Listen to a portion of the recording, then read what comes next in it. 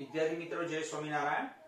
હવે આગળની જે આપણે લેક્ચર જોયા એમાં આપણે શું કરેલું કે કાચી ધાતુમાંથી માટી રેતી કચરો દૂર કર્યું અને કાચી ધાતુનું પ્રમાણ વધી ગયું અને એને કહેવાય સંકેન્દ્રીકરણ। હવે સંકેન્દ્રીકરણ કરેલી કાચી ધાતુ આપણે મળી ગઈ। એ કાચી ધાતુમાંથી ધાતુ છૂટી પાડવાની, પણ એ ધાતુ છૂટી પડશે ને અશુદ્ધ સ્વરૂપમાં છૂટી પડશે। તો કાચી ધાતુ એટલે સંકેન્દ્રિત કરેલી કાચી ધાતુ, માટી રેતી કચરો દૂર કર્યા પછી જે કાચી ધાતુ મળે એ કાચી ધાતુમાંથી અશુદ્ધ ધાતુ છૂટી પાડવી। ઓકે, એ બીજો તબક્કો આવશે। જેમ કે આપણે ZNS એમાંથી રેતી દૂર કર્યા પછી ZNS માંથી ઝીંક છૂટી પાડવાની વાત થઈ આ। ઓકે, અથવા તો એક મેળવવા માટે આ ZNS માંથી ઝીંક છૂટી પાડવી। ઓકે, પહેલા ZNS માંથી માટી રેતી અને કચરો દૂર કર્યો અને હવે ZNS માંથી ઝીંક છૂટી પાડવાની આપણે, તો એને કહેવાય નિષ્કર્ષણ। કાચી ધાતુમાંથી અશુદ્ધ ધાતુનું નિષ્કર્ષણ। એ જે ધાતુ મળશે ને એ 99% નહીં મળે, આપણને અશુદ્ધ ધાતુ મળશે। એના માટેના બે તબક્કા છે કે જે કાચી ધાતુને ઓક્સાઇડમાં ફેરવવામાં આવે અને ઓક્સાઇડનું પછી રિડક્શન કરવામાં આવે। ફોર એક્ઝામ્પલ જો આમ તો જોવા જાવ ને તો આખી મુખ્ય બે તબક્કા છે। સંકેન્દ્રિત કાચી ધાતુમાંથી અશુદ્ધ ધાતુનું અલગીકરણ મુખ્ય બે તબક્કામાં થાય છે। એટલે કાચી ધાતુમાંથી ધાતુ મેળવવાના મુખ્ય બે તબક્કા છે કે એને ઓક્સાઇડમાં ફેરવવામાં આવે અને પછી એનું ઓક્સાઇડનું ધાતુમાં નિષ્કર્ષણ અથવા રિડક્શન કરવામાં આવે। ફોર એક્ઝામ્પલ અહીં હું લખું તો આખી જે થિયરી સમજવાની છે ને એમાં આટલું જ કરવાનું છે કે ZNS હોય એને ZNO માં ફેરવવામાં આવે અને SO2। ઓકે, ZNO માં ફેરવ્યા પછી ZNO નું કાર્બન વડે રિડક્શન કરવામાં આવે। કાર્બન આ ઓક્સિજનને ખેંચી લે એટલે આમાંથી ઓક્સિજન દૂર થયો તો કોઈ પદાર્થમાંથી ઓક્સિજન દૂર થાય તેનું રિડક્શન થાય અને ઝીંક છૂટું પડે અને CO છૂટો પડે, તો જે ઝીંક મળી ગઈ। તો કાચી ધાતુમાંથી ઓક્સાઇડમાં રૂપાંતર કરો અને ઓક્સાઇડનું ધાતુમાં રૂપાંતર કરો અથવા એને રિડક્શન કર્યું કહેવાય। કાચી ધાતુનું શું કર્યું કહેવાય? રિડક્શન। તો કાચી ધાતુમાંથી ઓક્સાઇડમાં ફેરવવાની અને ઓક્સાઇડનું રિડક્શન એટલે એમાંથી ઓક્સિજન દૂર કરી અને ઝીંક મેળવવાની। પણ આ જે મળશે ને અશુદ્ધ મળશે। બસ આટલું શીખવાનું છે આખા સ્ટેજમાં, આ સ્ટેજની અંદર। તો ઓક્સાઇડમાં ફેરવવા માટે પાછા બે તબક્કા છે। તો પહેલા કોઈ પણ કાચી ધાતુને સીધી છૂટી ના પડે, કાચી ધાતુને ઓક્સાઇડમાં ફેરવવી પડે અને ઓક્સાઇડનું રિડક્શન પછી કરવામાં આવે। તો પહેલા ઓક્સાઇડમાં ફેરવવા માટે પહેલા ઓક્સાઇડમાં ફેરવવાની પછી એનું રિડક્શન કરવાનું। પણ જે ઓક્સાઇડમાં ફેરવવાના બે તબક્કા છે એનું કેલ્સિનેશન અને ભુંજન બે તબક્કા છે તમારે સમજવાના।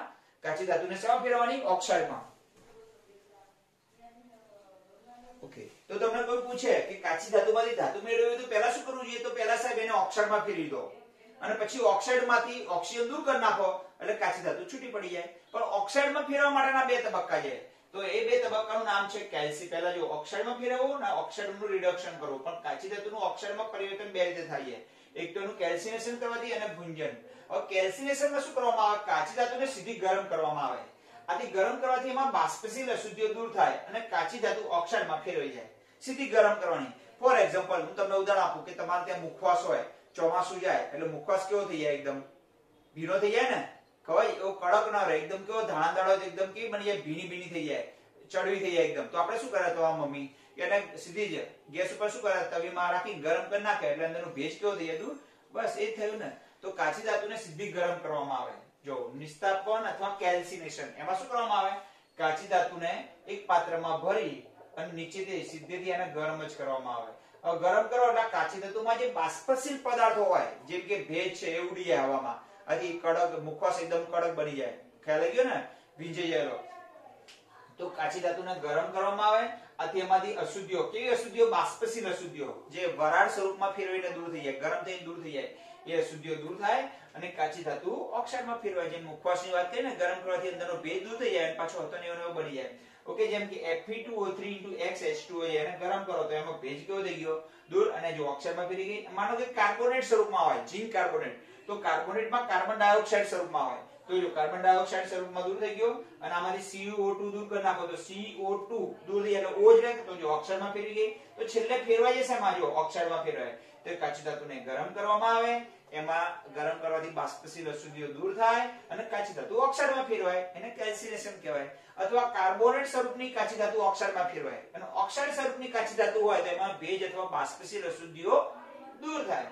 જો ZnCO3 CO3 માંથી CO2 દૂર થઈ જાય, થઈ ગયો, CO2 બાષ્પશીલ સ્વરૂપમાં છે।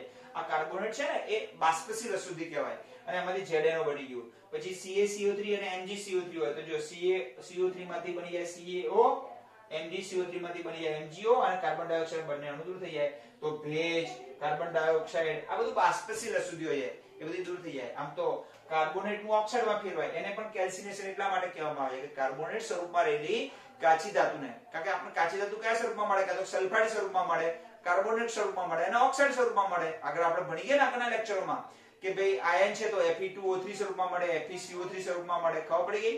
કોઈ પણ કાચી ધાતુ કાં તો કાર્બોનેટ સ્વરૂપમાં મળે તો કાર્બોનેટ માંથી ઓક્સાઇડમાં ફેરવવું એને કેલ્સિનેશન કહેવાય અને સલ્ફાઇડ ને ઓક્સાઇડમાં ફેરવવું એને ભુંજન કહેવાય. ખબર પડી ગઈ? કાચી ધાતુ કાં તો સલ્ફાઇડ સ્વરૂપમાં મળે અથવા કાર્બોનેટ સ્વરૂપમાં મળે અથવા ઓક્સાઇડ સ્વરૂપમાં મળે. ત્રણ સ્વરૂપમાં હોય. જો ઓક્સાઇડ સ્વરૂપમાં હોય તો ખાલી ગરમ કરો તો અમારેલી બાષ્પશીલ અશુદ્ધિ દૂર થઈ જાય અને ઓક્સાઇડમાં ફેરવાય. ઓકે, હવે ભુંજન કોને કહેવાય? આ પદ્ધતિમાં કાચી ધાતુને ગરમ હવાની મદદથી ઓકે ગલન બિંદુથી નીચે તાપમાને. હવે કાચી ધાતુ કેવી હોય? આ ભઠ્ઠી હોય, ખાસ એક પરાવર્તનિક ભઠ્ઠી વપરાય છે. એ કેવી ભઠ્ઠી હોય? એક બંધ પાત્ર હોય. ધારો કે બંધ પાત્રમાં એક આપણે એક મૂકી દઈએ, એક સ્ટેન્ડ મૂકી દઈએ અને એની પર કાચી ધાતુ બીકર મૂકી દઈએ, એમાં કાચી ધાતુ ભરી દઈએ. ઓકે, આ કાચી ધાતુ ભરી દીધી મેં તમને.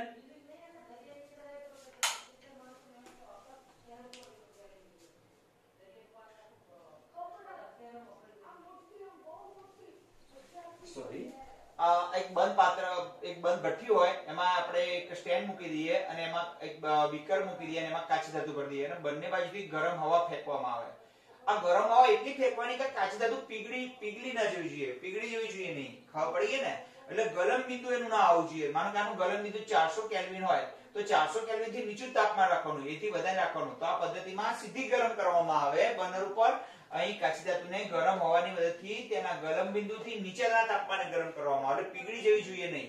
આથી સલ્ફાઇડ સ્વરૂપની કાચી ધાતુ ઓક્સાઇડમાં ફેરવાય. અહીં કાર્બોનેટ સ્વરૂપમાં રહેલી કાચી ધાતુ ઓક્સાઇડમાં ફેરવાય. કાચી ધાતુ આપણે કાર્બોનેટ સ્વરૂપમાં મળે અથવા સલ્ફાઇડ સ્વરૂપમાં મળે તો કાર્બોનેટમાંથી ઓક્સાઇડમાં ફેરવાય, અહીં સલ્ફાઇડમાંથી ઓક્સાઇડમાં ફેરવાય. જો ZNS ની O2 સાથે ગરમ હવા સાથે પ્રક્રિયા થાય તો ZNS માંથી ZNO અને SO2 ઉત્પન્ન થાય. આ જે SO2 છે એનો ઉત્પાદન H2SO4 ના ઉત્પાદન માટેનો ઉપયોગ થાય છે.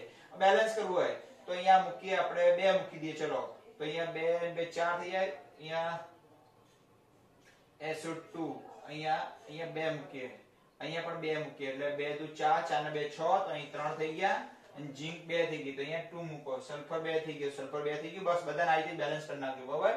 2 3 2 અને 2. ખ્યાલ આવી ગયો? કોપર 2 છે, કોપર 2 છે, સલ્ફાઇડ ઓક્સિજન 2 ની 3 છે તો 3 દુ ને 6 કરી નાખો. અહીંયા 3 દુ 6 તો અહીંયા આપણે મૂકી દઈએ 2 દુ 4, 4 ને 2 6, કોપર સલ્ફાઇડ 2. ચલો બેલેન્સ થઈ ગયું. 2 દુ 4 થઈ ગયું બેલેન્સ. ઓકે, જો ZNS માં ફેરવી ગઈ ZNO માં, PBS માં ફેરવી ગઈ PBO માં અને CO2S માં ફેરવી ગઈ CO2O માં અને SO2 ઉત્પન્ન થયો. આ SO2 નો ઉપયોગ H2SO4 ના ઉત્પાદન માટે કરવામાં આવે છે. ઓકે, ને હવામાં મૂકી ના દેવાય નહીતર એસિડ વર્ષા કરી નાખે આપણા ઉપર. ઓકે, તો અહીંયા બે રીતે ઓક્સાઇડમાં ફેરવાય. જો ઓક્સાઇડમાં પહેલા તો કાચી ધાતુને ઓક્સાઇડમાં ફેરવવી પડે અને ઓક્સાઇડમાં ફેરવાના બે રીતો છે, કેલ્સિનેશન અને ભુંજન. અહીંયા કાર્બોનેટનું ઓક્સાઇડમાં રૂપાંતર થાય, અહીં સલ્ફાઇડનું ઓક્સાઇડમાં રૂપાંતર થાય. મૂળ ઓક્સાઇડમાં રૂપાંતર થાય પછી એ ઓક્સાઇડનું માંથી કાચી ધાતુ મળે આપણને. ઓક્સાઇડનું રિડક્શન કરવામાં આવે. શું કરવામાં આવે? ઓક્સાઇડનું રિડક્શન. પણ નીચે એક વસ્તુ લખી છે તમે જુઓ. જો Cu2S હોય, ઓકે, કોપરની સલ્ફાઇડ સ્વરૂપની કાચી ધાતુ હોય જેમ કે Cu2S તો એને પરાવર્તની ભઠ્ઠીમાં ગરમ કરવામાં આવે. પરાવર્તની ભઠ્ઠી એટલે આ ટાઈપની કે આવી ભઠ્ઠી હોય, ખાસ તમારે ચોપડીમાં આપી છે પણ આપણે આકૃતિ સાથે બહુ અહીં દોરવાનો મતલબ નથી કઈ. ઓકે, અહીંયા ત્રિપાઈ હોય, અહીં કાચી ધાતુ ભરવામાં આવે, બંને બાજુથી ગરમ હવા બ્લોક કરવામાં આવે અને પરાવર્તની ભઠ્ઠી કહેવામાં આવે છે. ખાસ પ્રકારની ભઠ્ઠી હોય છે. તો કોપર સ્વરૂપની, સલ્ફાઇડ સ્વરૂપની, કોપરની સલ્ફાઇડ સ્વરૂપની કાચી ધાતુ હોય તો એને પરાવર્તની ભઠ્ઠીમાં ગરમ કરવામાં આવે છે. જો કાચી ધાતુમાં આયન ધરાવતી હોય, પછી આ કોપર સલ્ફાઇડમાં આયન હોય તો શું કરવાનું? તો આયન ધરાવતી કોપર CuFeS2 હોય ધારો કે, ઓકે, તો શું કરવાનું? તો એની અંદર રેતી નાખવામાં આવે. જો ફરીવાર કહું, જો Cu2S હોય તેને ખાસ કઈ ભઠ્ઠીમાં ગરમ કરવામાં આવે, પરાવર્તની ભઠ્ઠીમાં. અને કોપરની કાચી ધાતુ આયન ધરાવતી હોય જેમ કે CuFeS2, કોપર પાયરેટ્સ જેને કહીએ, આગળ આપણે ભણી ગયા છીએ કોપરની કાચી ધાતુમાં. તો અયસ્ક આયન ધરાવતી હોય તો તેને ગરમ કરતા પહેલા સિલિકા સાથે મિશ્ર કરવા. સિલિકા એટલે રેતી, સિલિકા એટલે શું થાય? રેતી સાથે ગરમ કરવામાં આવે. તો Cu2S, ઓકે, કોપર સ્વરૂપની, સલ્ફાઇડ સ્વરૂપની કાચી ધાતુ હોય તો પરાવર્તની ભઠ્ઠીમાં ગરમ કરવામાં આવે અને આયન ધરાવતી હોય તો એમાં થોડી સિલિકા ઉમેરી, રેતી ઉમેરી પછી ગરમ કરવામાં આવે. તો શું થાય? રેતી ઉમેરવાથી, હવે જો તમે સ્ક્રીનશોટ પાડજો, આખી થિયરી મેં તમને લખી આપી છે. સંકેન્દ્રિત કાચી ધાતુમાંથી ધાતુ છૂટી પાડી હોય તો પહેલા ઓક્સાઇડમાં રૂપાંતર કરવી પડે. તો ઓક્સાઇડમાં રૂપાંતર કરવાની બે પદ્ધતિ છે, ગુંજન અને કેલ્સિનેશન. ચલો સ્ક્રીનશોટ પાડી દો. હવે આગળ બે વાક્યો લખું જો Cu2S હોય તો ખાસ પરાવર્તનની ભઠ્ઠીનો ઉપયોગ કરવામાં આવે, અને Cu કોપરની આયન સ્વરૂપની કાચી ધાતુ હોય જેમ કે CuFeS2 કોપર પાયરાઇડ્સ હોય તો એને ગરમ કરતા પહેલા એમાં રેતી ઉમેરવામાં આવે છે. ઓકે, રેતી ઉમેરવાથી થાય શું તમને કહું. જો રેતી ઉમેરવાથી અહીંયા બે વાક્ય બાકી જો ઉમેરવાનું કહી દઉં કે રેતી ઉમેરો તો આયન છે ને એ આયન ઓક્સાઇડમાં રૂપાંતર પામે. આયન ઓક્સાઇડ સિલિકા સાથે જોડાઈ, સિલિકા રેતી સાથે જોડાઈ, આમાં આયન હોય, આ આયન છે ને Fe એ FeO માં રૂપાંતર પામે. ઓકે, અને FeO જોડાઈ અને આયન સિલિકેટ બનાવે છે. આયન સિલિકેટ એટલે FeSiO3 બનાવે છે, જેને ધાતુમલ અથવા સ્લેગ કહેવાય, જેને સ્લેગ અથવા ને ધાતુમલ કહે છે. ઓકે, અને એ કેવો હોય, માખણ જેવો હોય, જેમ છાશમાં માખણ કેમ ઉપર આવી જાય, માં સ્લેગ ઉપર આવી જાય, અને સ્લેગ ઉપર આવે એટલે એને આપણે દૂર કરી નાખો, એની સાથે સાથે શું દૂર થઈ જાય, ઓકે, અંદરનું આયન પણ દૂર થતું જાય. ખ્યાલ આવી ગયો? ચલો આગળ લખી નાખીએ થોડું, હું બતાવું તમને શું થાય. માનો કે CuFeS2 છે, CuFeS2 તો એની અંદર રહેલું Fe છે ને એ FeO માં રૂપાંતર પામે. FeO2 રેતી સાથે જોડાય અને FeSiO3 બનાવે. FeSi અને O3 જેને સ્લેગ કહેવામાં આવે. અને સ્લેગ છે ને એ કાદવ સ્વરૂપમાં હોય, એ ધાતુના શુદ્ધિકરણમાં બધું ઉપર આવી જાય, જેને ઝારા વડે આપણે શું કરીએ, દૂર કરતા રહીએ, અને દૂર કરતા રહીએ એમ અંદરથી લોખંડ કેવું થતું જાય, દૂર થતું જાય. ખ્યાલ આવી ગયો? અને Cu2S ઓકે, કોપર. ઓકે, હવે જે Cu2S છે એ શેમાં રૂપાંતર પામે છે, એ Cu2S એ અને Fe અંદર બીજું FeS બનશે પાછું, અને FeS જોડાય. ઓકે, FeS બાકી રહે છે, જેને મેટે કહેવામાં આવે છે. જેને શું કહેવાય છે, કોપર મેટે. કોપર બોર્ડમાં પૂછાય મેટે કોનું મિશ્રણ છે, કહે છે. જેમ કે મેટે એટલે કોનું મિશ્રણ, મેટે એટલે Cu2S અને FeS બે સલ્ફાઇડ નું મિશ્રણ, કોપર સલ્ફાઇડ અને આયર્ન સલ્ફાઇડ નું મિશ્રણને મેટે કહેવાય. ઓકે, અને આને સ્લેગ કહેવાય. સ્લેગ કેવો હોય, ઉપર આવી જાય. ઓકે, અને મેટે ને પછી આગળની પ્રોસેસ માટે લઈ જવામાં આવે, કોપર શુદ્ધિકરણની. તો કોપરના શુદ્ધિકરણમાં જો CuFeS2 હોય, CuFeS2 હોય તો એમાં રેતી નાખી ગરમ કરવામાં આવે. રેતી નાખવાથી અંદર સ્લેગ બને, આ સ્લેગ ઉપર આવી જાય અને દૂર કરવામાં આવે, અને Cu2S અને FeS નું મિશ્રણ મળે, જેને મેટે કહેવાય, અને જેને પછી આગળની પ્રોસેસ માટે લેવામાં આવે છે કોપરના શુદ્ધિકરણમાં. તો ધ્યાન આપવાનું. તો આ આપણે ભુંજન અને કેલ્સિનેશન ભણ્યા. તો ભુંજન અને કેલ્સિનેશન અંદર થયું શું, ઓકે, ઓક્સાઇડમાં ફેરવાય. હવે ઓક્સાઇડનું આપણે શું કરીએ, રિડક્શન કરીએ. ઓકે, હવે બીજો તબક્કો રિડક્શન કરીએ એટલે ધાતુ મળી જાય આપણને. પણ જે ધાતુ મળે ને એ અશુદ્ધ મળવાની, જે ધાતુનું આપણે શું કરવું પડશે, શુદ્ધિકરણ કરવું પડશે. ઓકે,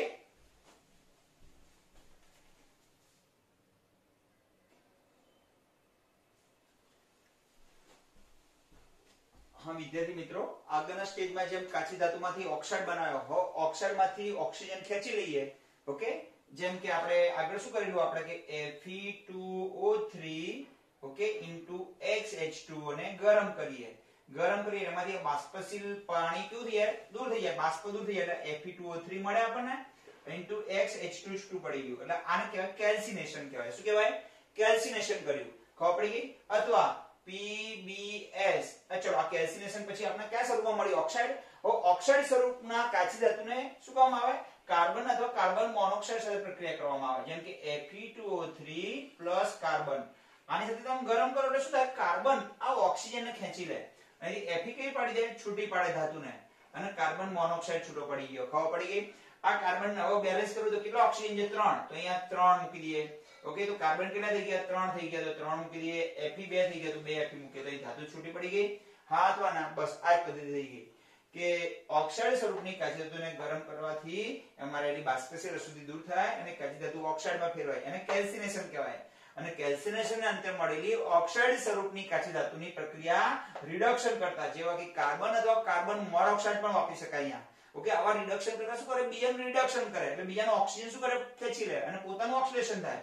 અહીંથી ઓક્સિજન અહીં ખેંચી લે પોતે, એટલે ધાતુ કેવી પડી જાય, છૂટી. પણ આ ધાતુ મળે ને એ અપરિષ્કૃત મળવાની, અપરિષ્કૃત એટલે અશુદ્ધ સ્વરૂપમાં મળવાની. હવે અહીં શું કરવાનું? શુદ્ધિકરણ કરવાનું. બસ હવે અહીં જો મેં લખ્યું છે કે ઓક્સાઇડ સ્વરૂપની કાચી ધાતુને રિડક્શન કરતા જેવા કે કાર્બન અથવા કાર્બન મોનોક્સાઇડ અથવા અન્ય પદાર્થો સાથે ગરમ કરવામાં આવે કે જે આ ઓક્સાઇડ માંથી ઓક્સિજન ખેંચી લે એટલે એનું રિડક્શન કરે. એને રિડક્શન કરતા કે જે બીજાનું રિડક્શન કરે, રિડક્શન કોને કહેવાય?